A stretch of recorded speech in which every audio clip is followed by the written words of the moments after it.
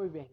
Hoy sí, estamos listos. Ya acomodamos por ahí atrás todo para poder transmitir y que otros que nos ven puedan seguir el estudio que vamos a iniciar en esta tarde. No sé ustedes, pero yo sí estaba realmente emocionado de poder empezar a estudiar esta carta. eh, de Gálatas y realmente esperamos en el Señor que pueda ser de bendición para cada uno de nosotros y que podamos por medio de esta carta poder comprender un poco más acerca de lo que Pablo escribió en aquellos días. Amén. Cuando lo tengan ahí en el capítulo 1, vamos a estar leyendo desde el versículo 1 hasta el versículo 10, porque va a ser la porción que hoy vamos a estar estudiando. Vamos a estar estudiando el saludo y el motivo por el cual se escribió esta carta. Amén. Dice: Pablo, apóstol, no de parte de hombres ni mediante hombre alguno, sino por medio de Jesucristo y de Dios el Padre, que lo resucitó de entre los muertos. Y todos los hermanos que están conmigo, a las iglesias de Galacia, gracia y paz a ustedes de parte de Dios nuestro Padre y del Señor Jesucristo, que Él mismo se dio por nuestros pecados para librarnos de este presente siglo malo, conforme a la voluntad de nuestro Dios y Padre, a quien sea la gloria por los siglos de los siglos. Amén. Me maravillo de que tan pronto ustedes hayan abandonado a aquel que los llamó por la gracia de Cristo, para seguir un evangelio diferente, que en realidad no es otro evangelio, sino que hay algunos que los perturban a ustedes y que quieren pervertir el evangelio de Cristo. Pero si aún nosotros o un ángel del cielo les anunciara otro evangelio contrario al que les hemos anunciado, sea anatema. Como hemos dicho antes, también repito ahora: si alguien les anuncia un evangelio contrario al que recibieron, sea anatema. Porque busco ahora el favor de los hombres o el de Dios, o me esfuerzo por agradar a los hombres. Si yo todavía estuviera tratando de agradar a los hombres, no sería siervo de Cristo. Amén. Entonces iniciamos nuestro estudio verso a verso en la carta de Pablo a los Gálatas y hemos llamado a esta serie Libres en Cristo. Y vamos a poder ir viendo conforme vayamos estudiando por qué le hemos llamado a esta serie Libres en Cristo. Esta carta de Gálatas consta de 6 capítulos y si alguien de ustedes la puede leer hoy que llegue a su casa, va a tardar aproximadamente unos 20 a 25 minutos en poderla leer. Esta carta fue escrita, se calcula la fecha que fue escrita alrededor del año 48 después de Cristo al año 50, luego de que Pablo realizó aquel primer viaje misionero en donde visitó la región de Galacia. Si sus Biblias contienen mapas, ahí en los mapas aparecen, en la mayoría de las Biblias aparecen los mapas de los viajes de Pablo. Entonces, en ese primer viaje, Pablo visita esa región de Galacia. Entonces, se entiende o se calcula de que fue aproximadamente entre el año 48 y el año 50, luego de que Pablo realizó ese primer viaje, cuando escribe esta carta. ¿Cuál es el propósito de la carta? Luego de que Pablo, en su primer viaje, como lo dijimos, había visitado esta región de Galacia y había fundado estas iglesias, los judaizantes empezaron a llegar a estas iglesias y en específico a esta región para empezar a desacreditar a Pablo, para empezar a ponerlo en mal en aquellas iglesias que él había fundado. Y además ellos proclamaban un falso evangelio que estaba buscando perturbar, estaba buscando arrastrar a los creyentes a las obras de la ley. Entonces, ese es el propósito por el cual escribes esta carta, es poder contrarrestar eso que estaba llegando a las iglesias. Entonces el peligro era muy grave, hermanos, ya que si para salvarse era necesario el cumplimiento de la ley, entonces la cruz de Cristo había perdido eficacia, porque ellos empezaban a decir: no, pues la cruz sí, pero también las obras de la ley. Entonces dice Pablo: bueno, si es así, entonces el sacrificio de Jesucristo fue en vano. Entonces había un peligro muy grave que estaba llegando a las iglesias en aquel momento, por lo que era necesario entonces que Pablo defendiera primeramente su apostolado y también el evangelio que les había predicado en aquel entonces. Entonces había un ataque, hermanos, frontal a la fe y a la vida cristiana de estos creyentes en la iglesia en aquella región de Galacia. Entonces había un peligro que estaba asediando. Y si ellos lo aceptaban, su fe iba a ¿qué? Iba a naufragar, iba a ser perturbada. Entonces había un peligro latente, había un peligro frontal en contra de estos creyentes. Así que era un asunto de vida o muerte que entonces exigía de parte de Pablo una carta urgente hacia estos hermanos en aquellas regiones. Entonces, ¿por qué es importante entonces para nosotros estudiar esta carta? Una y otra vez, a veces nos llega el pensamiento a nuestra vida, ¿verdad? ¿Qué necesito para ser salvo? ¿Qué más necesito para poder ser salvo? No, a veces nos hemos llegado a preguntar eso. ¿Seré salvo? ¿Necesitaré algo más? A veces nos preguntamos, ¿verdad? Como personas eso. Entonces quizás pensamos a veces también de que somos espirituales porque no nos vestimos de una manera, que somos espirituales porque no comemos tales cosas, somos espirituales porque no celebramos tales fiestas, somos más espirituales porque hacemos esto, porque no hacemos aquello, y empezamos a considerar nuestra salvación en base a qué? A nuestras obras, a cosas que hacemos o a cosas que dejamos de hacer. O pensamos que somos salvos porque seguimos tal denominación, tal líder, a tal pastor, a tal iglesia, y digo, pues soy salvo porque yo voy a tal iglesia, yo asisto a tal denominación. Entonces empezamos a confiar en nuestras obras, en nuestras acciones. Entonces, para luchar contra estos pensamientos, es necesario entonces que regresemos, hermanos, una y otra vez a la verdad que nos enseñan las escrituras, y es que el justo vivirá por la fe, por fe. Entonces, ninguna carta o en ninguna otra parte de la Biblia se expone esta verdad con tanta claridad como en la carta de Pablo a los Gálatas. Warren Wiersbe, un pastor, escribe acerca de esto. Dice, cuando el Espíritu Santo nos guía, hay libertad en vez de servidumbre, cooperación en vez de competencia, alabanza a Dios en lugar de gloria al hombre. Es de esta manera que el mundo, los no creyentes, verán verdadera espiritualidad y pecadores se salvarán.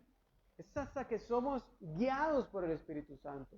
Cuando ya no confiamos en nuestras obras, cuando ya no confiamos en nuestros méritos, es cuando verdaderamente la espiritualidad se manifiesta en nuestras vidas. Entonces esta carta sigue proclamando, hermanos, a nuestras generaciones actuales, que la salvación del castigo y del poder del pecado no proviene de las obras, no proviene de nuestros méritos, sino de la gracia que se recibe por medio de la fe en Jesucristo. Eso es lo que nos va a enseñar esta carta.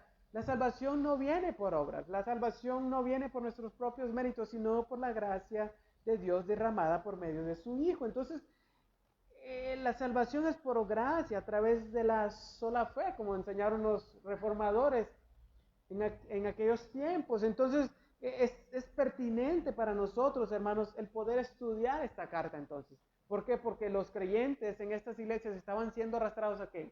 A las obras, a confiar nuevamente en sus méritos para alcanzar la salvación. Entonces, hoy en día hay un peligro también en muchas iglesias y en muchos creyentes que están siendo nuevamente arrastrados a eso, que están siendo nuevamente llevados a confiar en sus propios méritos, en hacer esto, en hacer lo otro, en vestirte de esta manera, en no hacer aquello, en no hacer esto otro para alcanzar la salvación. Entonces es necesario entonces como creyentes que nosotros podamos venir y saber que la salvación es por gracia a través de la fe. Entonces, hermanos, que el Espíritu Santo nos guíe a través de esta carta, que el Espíritu Santo nos enseñe de manera que podamos entenderla y en nuestros corazones poder ser transformados. Entonces vayamos al capítulo 1 y estudiemos estos primeros 10 versículos. Y noten qué interesante. Vamos a empezar estudiando el saludo y el motivo de la carta. Esta carta, si ustedes se fijan, empieza con un saludo que normalmente se usaba en aquellos días. hoy en día a veces nosotros podemos escribir una carta, ¿verdad? Y cuando escribimos una carta al final ponemos pues de menganito, de fulanito, te quiero mucho, por así decir, ¿verdad? Pero en aquellos tiempos las cartas se escribían un poco diferente. Primero se mencionaba al autor, luego los destinatarios y un pequeño saludo para los que habían de recibir aquella carta. Entonces esa es la estructura de este saludo que Pablo hace a estos creyentes en las iglesias de Galacia. Noten el primer versículo, dice Pablo, apóstol, no de parte de hombres, ni mediante hombre alguno, sino por medio de Jesucristo y de Dios el Padre, que lo resucitó de entre los muertos.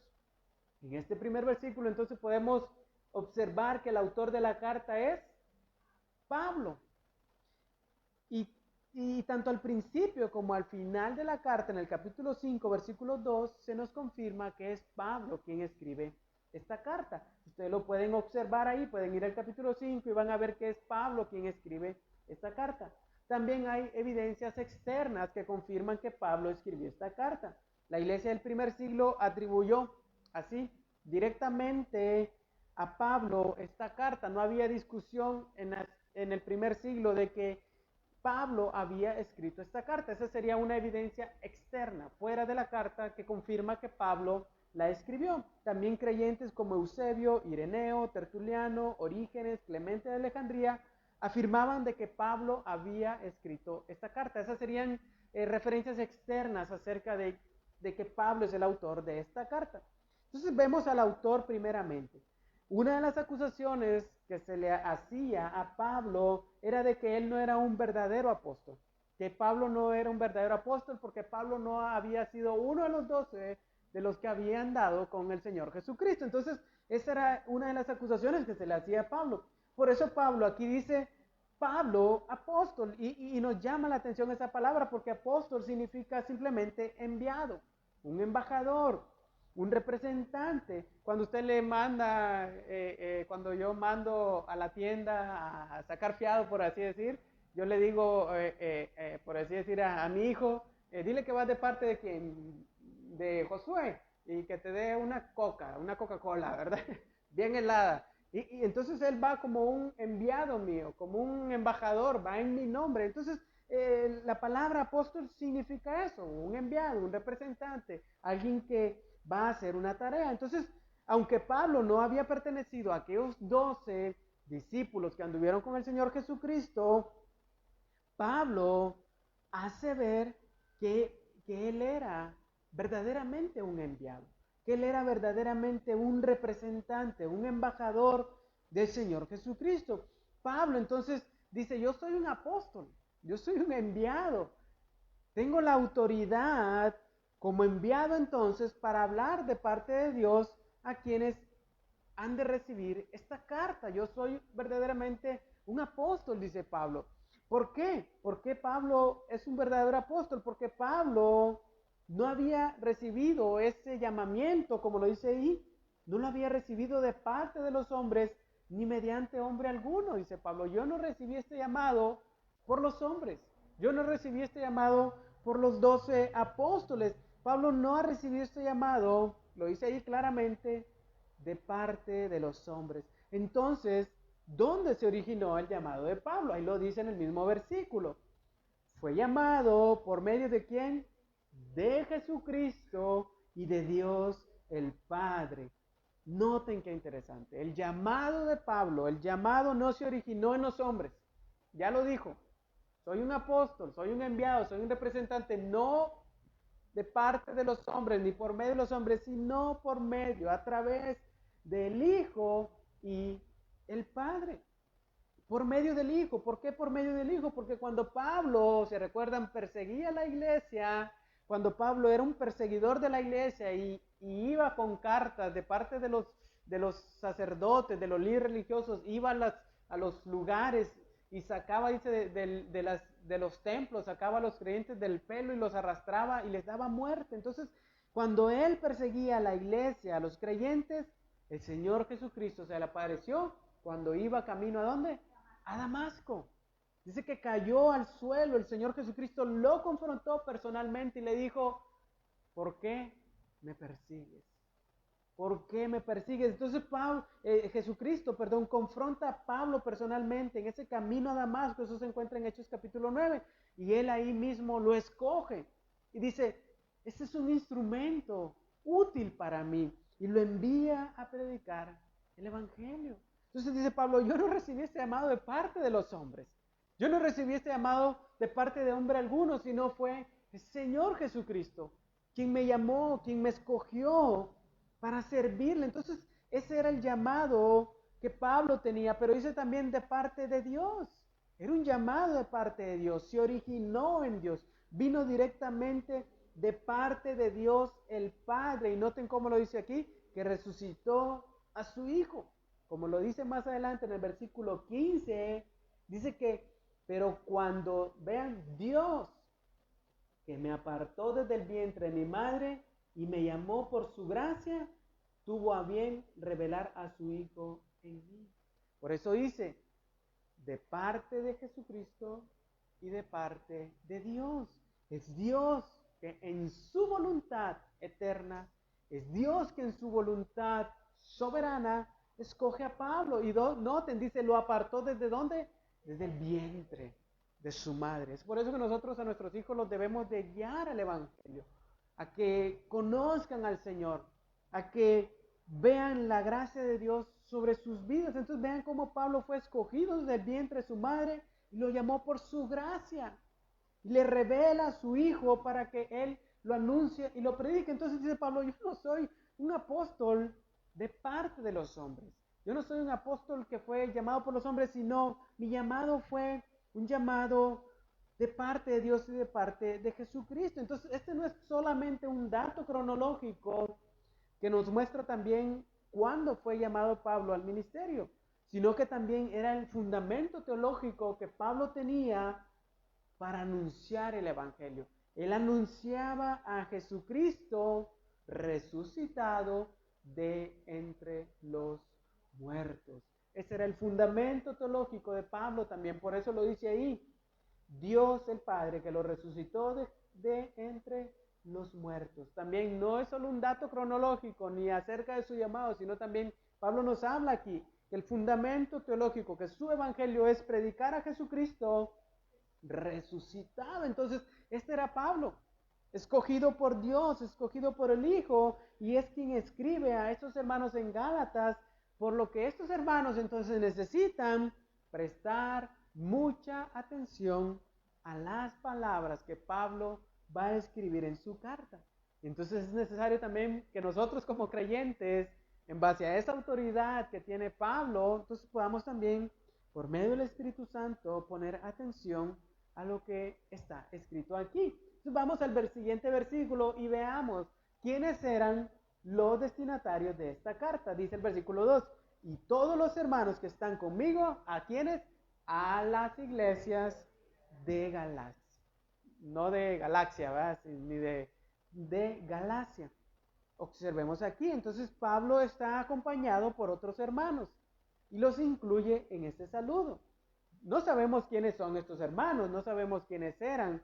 En algunas cartas Pablo tomaba el tiempo para escribir los nombres, pero aquí Pablo no lo hace porque la carta es urgente. La carta es una carta urgente sin tanta introducción por lo que estaba pasando. Podríamos pensar que eran personas conocidas por los Gálatas.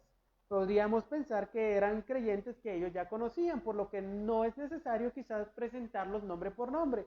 Parecía también que era también una delegación enviada a Pablo para informarle de los problemas que habían sucedido en las iglesias de Galacia. No lo sabemos, pero vemos a Pablo rodeado de hermanos, rodeado de otros creyentes.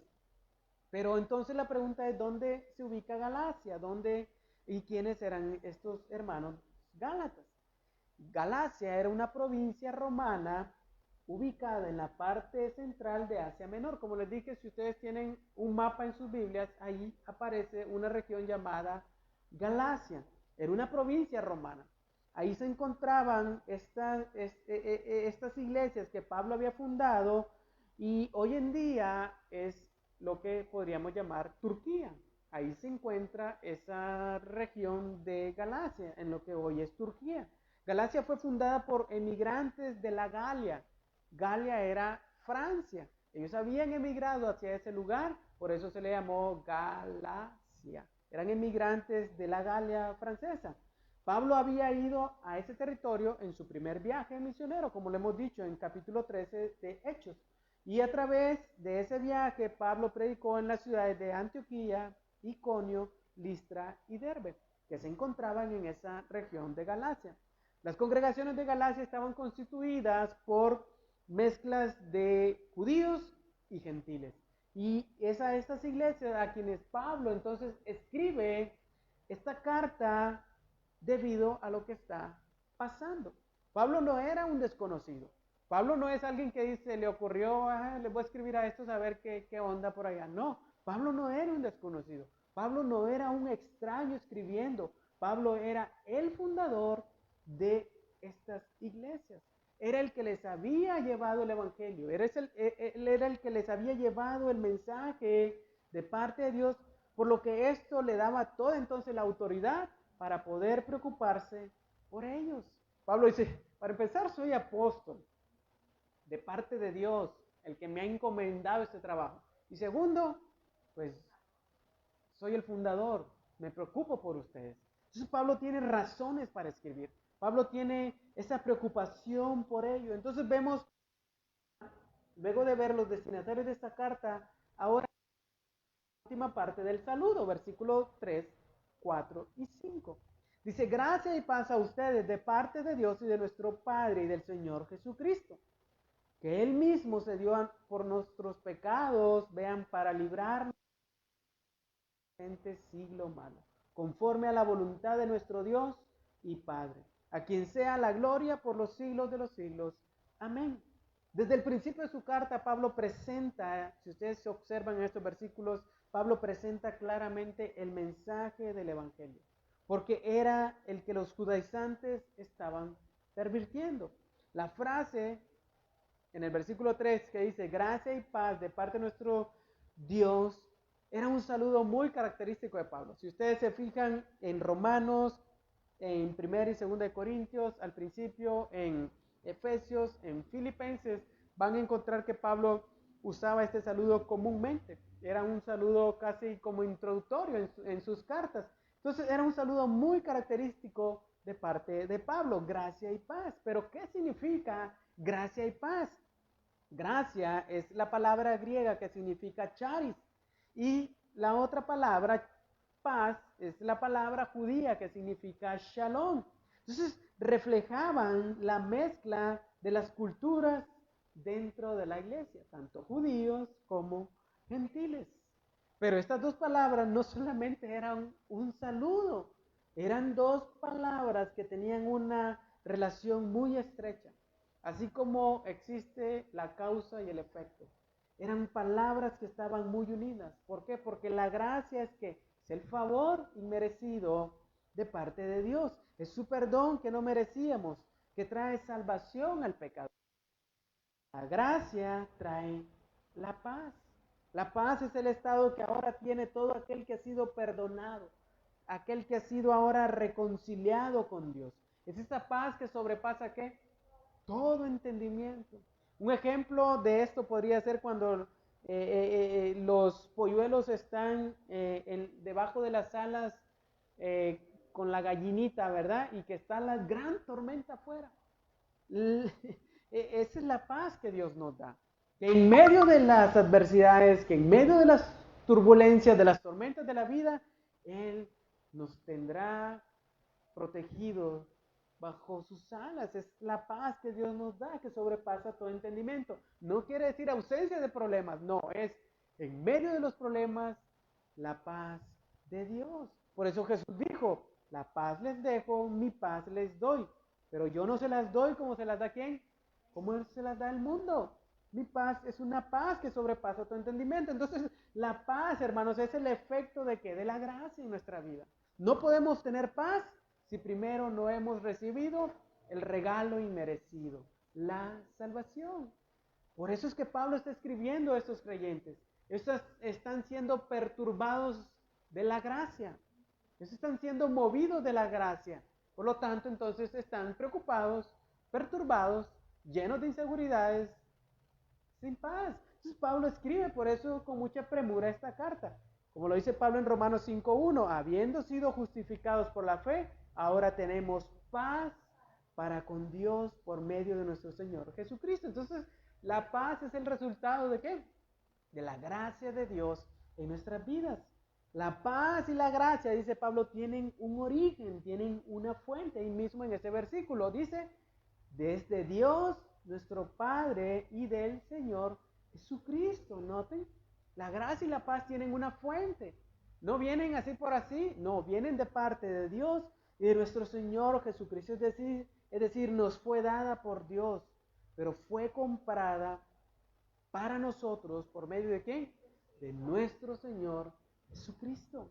Por eso añade en el versículo 4, Él, refiriéndose a Jesucristo, Él mismo se dio por nuestros pecados para librarnos de este presente siglo malo, conforme a la voluntad de Dios, de nuestro Dios y Padre. Observemos que Jesús se da a sí mismo. Él se ofrece como sacrificio. Ya lo hemos visto cuando estudiamos Mateo, ¿no? Él entregó su vida, Él puso su vida. ¿Pero por qué la puso? Por nuestros pecados, hermanos. No la puso para que fuéramos ricos, que fuéramos famosos, que fuéramos exitosos en este mundo. No. Él entregó su vida por nuestros pecados. ¿Cuál es el problema del ser humano? Es el pecado. No hay otro más problema. No hay otra situación, no, es el pecado, porque fue el pecado que nos puso camino a la condenación, camino a la destrucción.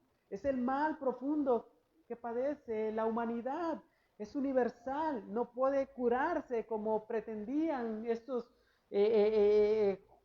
judaizantes poniéndole parches y buenas obras, no, es Jesucristo el remedio. Todo el Evangelio entonces se centra en la persona de Jesucristo, quien pagó el precio en la cruz. Por eso vemos aquí desde un principio cómo Pablo expone el Evangelio. Él es el que se dio por nuestros pecados. A veces pensamos, ¿no?, que venimos a la iglesia para ser felices, para tener una vida mejor, para que eso, bueno, no. El propósito por el cual venimos al Señor es para recibir perdón por nuestros pecados. No venimos para ser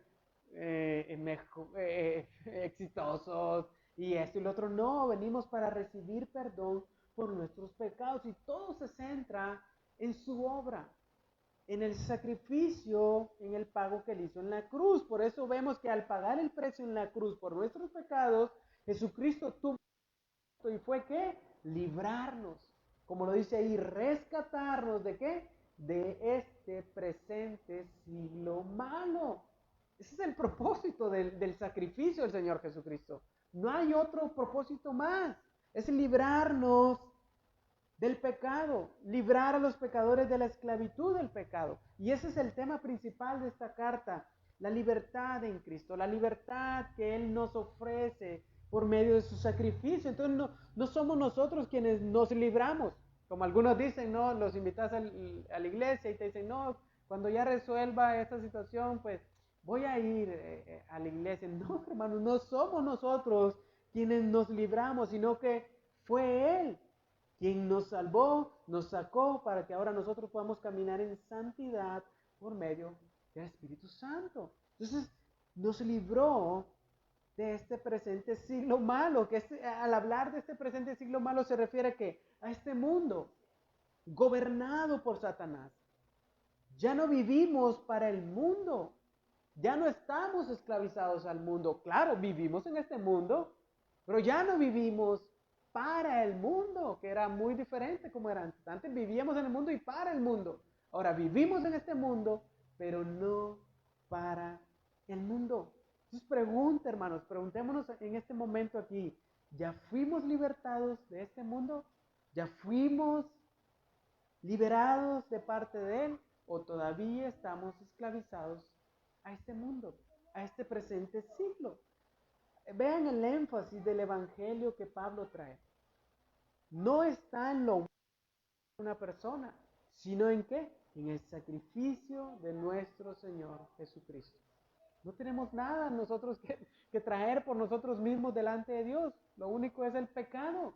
Por eso dice Pablo, todo el sacrificio del Señor Jesucristo es con un propósito: liberarnos de la esclavitud del pecado, liberarnos de este presente siglo que nos arrastra hacia la destrucción.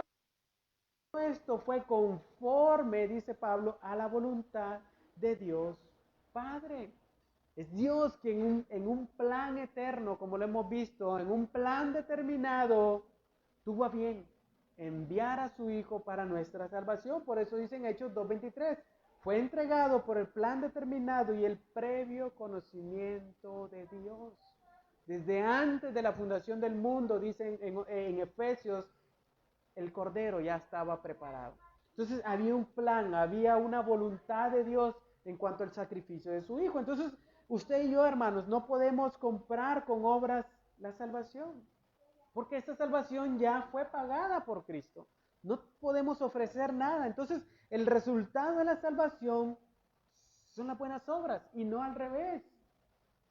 No es al revés. No obramos para ser salvos, sino que somos recibimos la salvación y por lo tanto reflejamos buenas obras. Y esto es lo que Pablo dice, que es muy diferente a lo que los judaizantes estaban enseñando, que la justificación se basaba en las obras de la ley. Entonces, hacer el bien en Cristo es la voluntad de Dios. Es decir, no lo hacemos para ser salvos, sino que hacemos el bien porque ya somos salvos, porque somos regenerados por medio del Espíritu Santo para hacer buenas obras que Él ya preparó de antemano. Entonces, noten qué interesante. Entonces, tanto en aquellos días de Pablo como en nuestros días, hermanos, es imposible hacer buenas obras para poder alcanzar la gracia y la paz de Dios. No podemos. En algunas iglesias, la iglesia tradicional, como se dice, te enseñan eso desde pequeños. Haz este sacramento, haz el otro, haz lo otro, haz lo otro, y el otro, el otro, y el otro. Y el último sacramento, ese te va a meter ya de lleno allá, al cielo.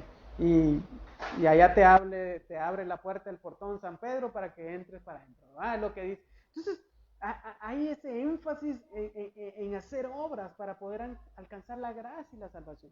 Pero en el Evangelio verdadero encontramos que no. Todo es por el mérito de Cristo.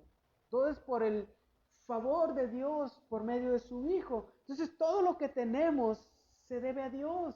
Por eso Pablo dice en el versículo 5 y en esta doxología dice, a quien sea la gloria por los siglos de los siglos. Amén.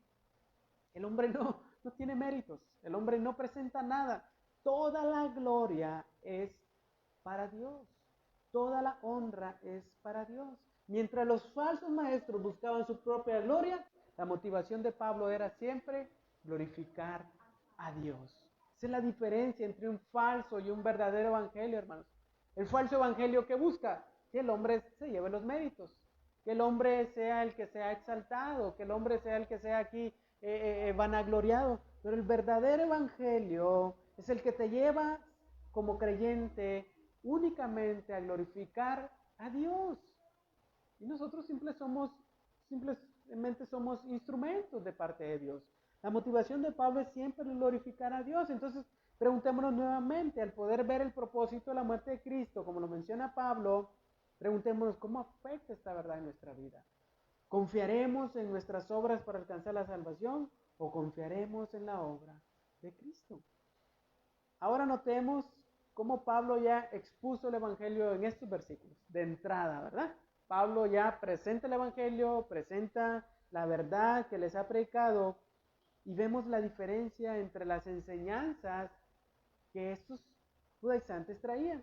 Es por tal motivo que Pablo entonces ahora se dirige al problema que sabía que estaba pasando, versículos 6 al 10. Vean el motivo ahora de la carta. Dice, me maravillo de que tan pronto ustedes hayan abandonado a aquel que los llamó por la gracia de Cristo para seguir un evangelio diferente. Que en realidad no es otro evangelio, sino que algunos de los que los perturban a ustedes, y quieren pervertir el evangelio de Cristo. Vean lo que dice Pablo. La preocupación de él se hace visible en estos versículos. Y vemos cómo Pablo se preocupa por los creyentes en estas iglesias. ¿Por qué? Porque estaban siendo seducidos por algunos, como dice él. Esos algunos estaban perturbándoles. Por lo que Pablo estaba, ¿qué? Asombrado. Dice Pablo, ¿qué está pasando con ustedes? ¿Qué está pasando? Me asombra que ustedes estén rápidamente desertando, rápidamente abandonando a Dios. A Dios, dice Pablo, que los ha llamado por la gracia de Cristo. Están abandonando a Dios, dice Pablo. Están desertando de Dios. No de mí, dice Pablo, sino de ¿quién? De Dios y de su gracia. La están abandonando. Y como lo hemos dicho, la gracia es el favor inmerecido de Dios hacia los pecadores. Están diciendo, no, pues la gracia, no la queremos. Entonces, él había estado con ellos. ¿Se recuerdan? Él los había fundado. Él había fundado estas iglesias y él los había fortalecido con la enseñanza del evangelio. Pero al poco tiempo que Pablo sale, le llegan las malas noticias de que estos hermanos están desertando, están abandonando a Dios. Entonces estaban desertando de la gracia que los había salvado y se estaban encaminando a seguir ¿qué? Un evangelio diferente. Un evangelio diferente. Entonces Pablo les busca mostrar que van en un camino peligroso. Van en un camino muy peligroso y estaban yendo hacia un mensaje que le restaba importancia ¿qué? A la gracia de Dios. Los estaba llevando de vuelta a las obras, a los méritos humanos. Entonces habían sido libertados, habían sido rescatados, pero estaban renunciando a esa libertad. Estaban diciendo, pues queremos regresar a la esclavitud. Queremos volver a la esclavitud. Entonces Pablo sabía que algunos, como lo dice aquí, estaban perturbándolos. Estaban diciendo, escucha esta enseñanza de aquel, o mira trae un mensaje mejor que el de Pablo, porque Pablo no es apóstol, porque él no caminó con Jesucristo. Empezaban a perturbarlos, a confundir a los creyentes en estas iglesias, pero también estaban pervirtiendo, alterando y cambiando en sentido distinto el evangelio. Están diciendo, no, pero no es así como dice Pablo, es de esta manera, es esto más esto. Entonces noten qué interesante, llegaron como lobos feroces, que no estaban perdonando el rebaño. Su deseo era de hablar cosas perversas y arrastrar a los discípulos tras ellos. Entonces, como lo vemos más adelante en la carta, en los capítulos más adelante vamos a ver que estos que causan esta confusión van a ser judaizantes que promovían la idea de que los creyentes gentiles, además de aceptar a Cristo, también debían de guardar la ley mosaica y las ceremonias del Antiguo Testamento para poder ser salvos. Eso se dice también en Hechos capítulo 15, versículo 1. Ellos decían, pues, ya aceptaste a Cristo, pero también para ser salvo necesitas guardar la ley y guardar las ceremonias.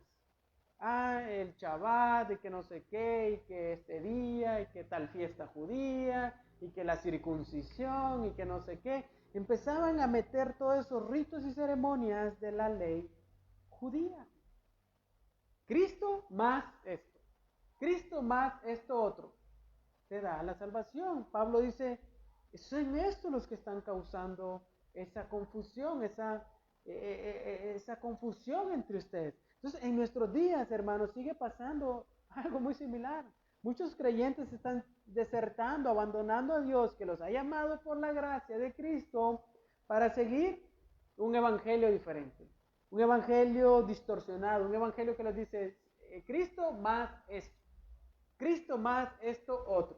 Cristo más guarda la circuncisión. Cristo más guarda el sábado. Si no es todo. Pero vamos a ver más adelante cómo Pablo le dice, pero si alguien quiere guardar la ley, la debe de guardar completamente.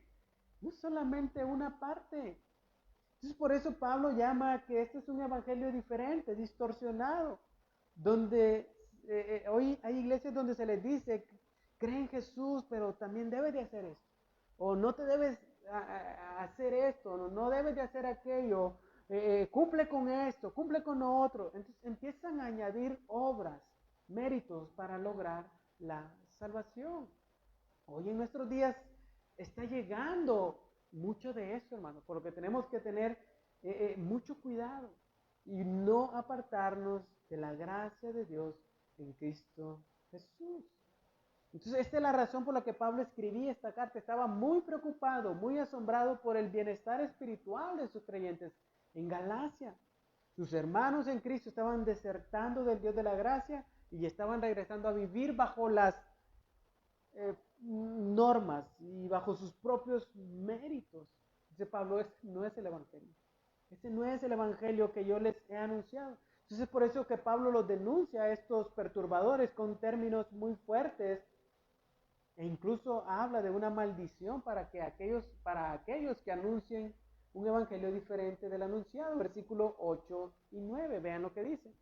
Pero si aún nosotros o un ángel del cielo les anunciara otro evangelio contrario al que le hemos anunciado, que dice, sea anatema.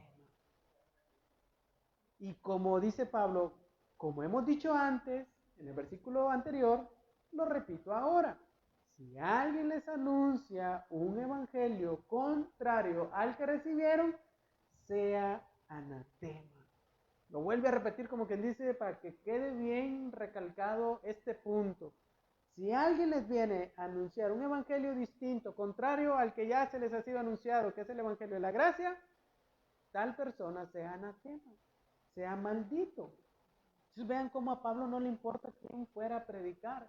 Podía ser él mismo o un ángel o alguien más, pero si esa persona llevaba un evangelio falso contrario al anunciado, no debía de ser recibido.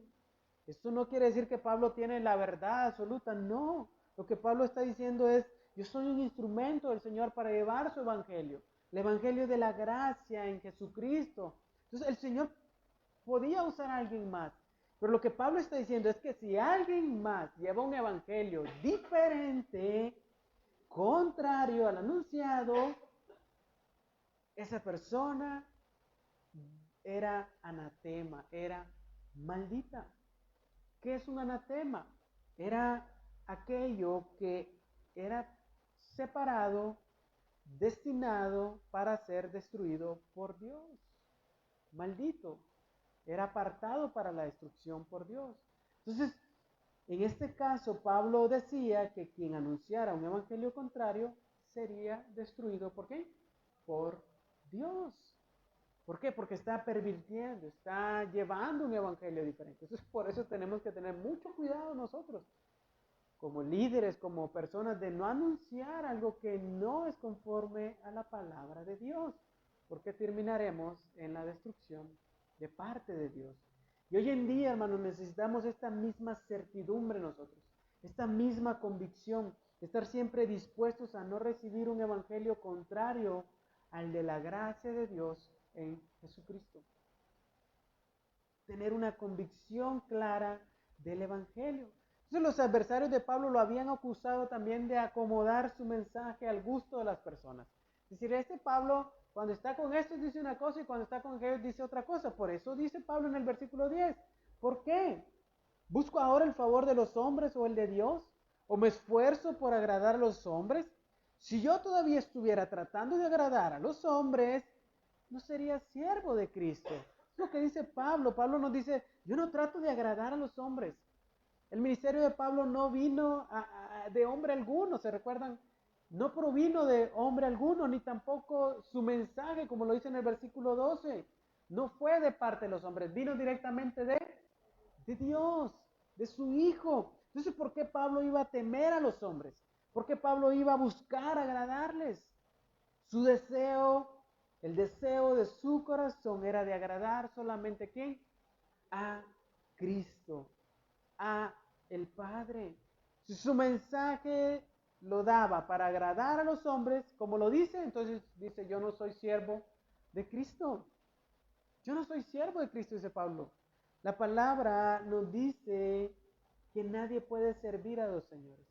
De la misma forma, Pablo dice, yo no puedo halagar a los hombres y serle infiel a Dios.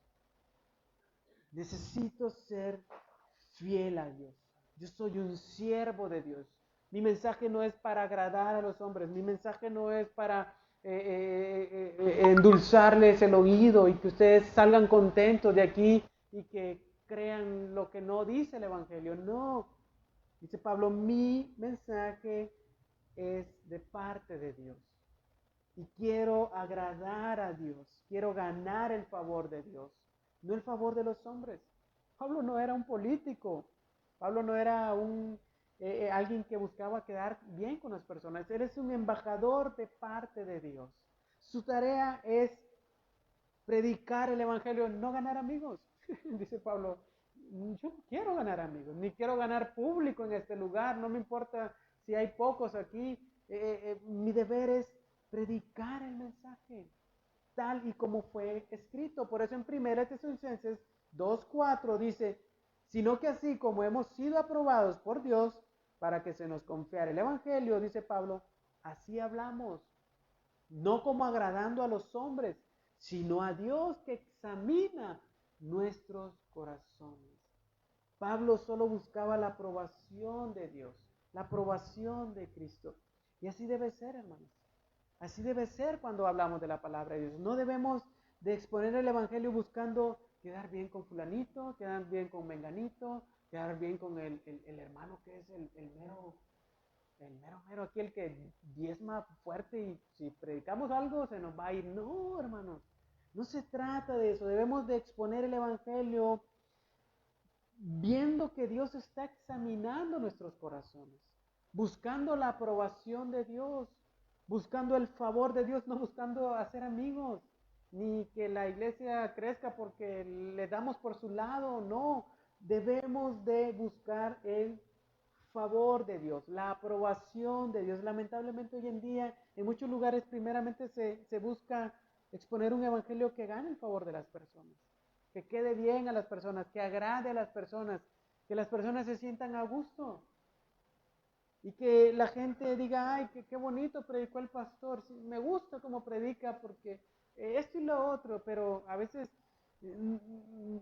no se predica conforme al evangelio.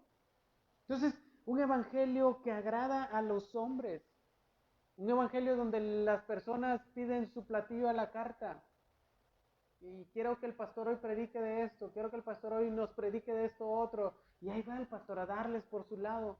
No, hermanos, por eso aquí nosotros tratamos siempre de hacerlo de esta manera, de cubrir siempre cada versículo, cada capítulo, y no dejar nada por fuera, porque aunque nos incomode, es el evangelio. Debemos entonces de agradar primeramente a Dios y no a las personas.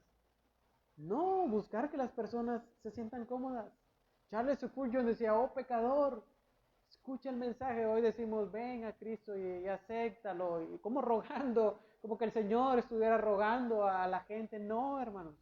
Nuestro mensaje debe ser conforme a lo que la palabra de Dios ha dicho. Entonces, el objetivo de quienes predican el Evangelio debe ser llevar a los hombres a Dios, guiar a los hombres a la cruz, guiar al pecador al arrepentimiento, guiar al pecador a recibir el perdón de su pecado, no el agradar a los hombres, perjudicando su bienestar espiritual, perjudicando su vida espiritual y lanzándolos hacia la destrucción. No, nuestro deber es predicar a Jesucristo crucificado, como decía Pablo. Pregunta, hermanos, en este momento y ya yendo para el final, pregunta aquí sería, ¿estamos buscando el favor de los hombres o el de Dios? Al momento de hablar con una persona, ¿buscamos su favor o el que Dios examina nuestros corazones y sabe que estamos hablando su verdad ante los demás? Porque hoy en día se busca más agradar a los hombres y darle por su lado un evangelio light al gusto del cliente, ¿verdad? Y que no lleve a los hombres al arrepentimiento. Entonces pidámosle al Señor el valor necesario para primeramente buscar su aprobación, buscar anunciar el Evangelio con su aprobación. Y segundo, mostremos siempre lealtad y fidelidad a Dios que nos ha llamado por su gracia. Lo que Pablo está diciendo, yo no procuro quedar bien con ustedes, Gálatas. Yo no procuro saber que están yendo hacia un evangelio diferente y decirle, sí, todo está bien, no se preocupen. No, mi preocupación es primero la aprobación de parte de Dios. Entonces, qué interesante estos primeros 10 versículos. Vemos el saludo que introduce a Pablo, el evangelio que predica, y también vemos el motivo de la carta por el cual Pablo está escribiendo a estos hermanos. Entonces, como conclusión, hermanos, esta carta impactó a hombres como Lutero, como John Wesley, y que al estudiarla, su corazón fue impactado y hubo un avivamiento dentro de ellos. Así que nosotros al estudiar esta carta, pidámosle al Señor y al Espíritu Santo que nos prepare de la misma manera. Que al llevar este mensaje de gracia y de libertad, lo hagamos buscando siempre su aprobación, siéndole fieles y leales a lo que Él ha dicho en su palabra. Amén. ¿Qué les parece si oramos, le damos gracias a Dios por este primer estudio, este primer mensaje que hemos tenido y como lo vimos hacia el final, caminar siempre en la verdad, siendo siempre fieles al mensaje del Evangelio, porque no hay otro Evangelio, no hay otro más. Es el único que puede traer salvación a los hombres. Amén. Padre, te damos gracias, Señor, en esta tarde. Gracias por tu amor, tu fidelidad en nuestras vidas. Pero sobre todo, Señor, gracias porque nos permites estudiar tu palabra, Señor. Nos permite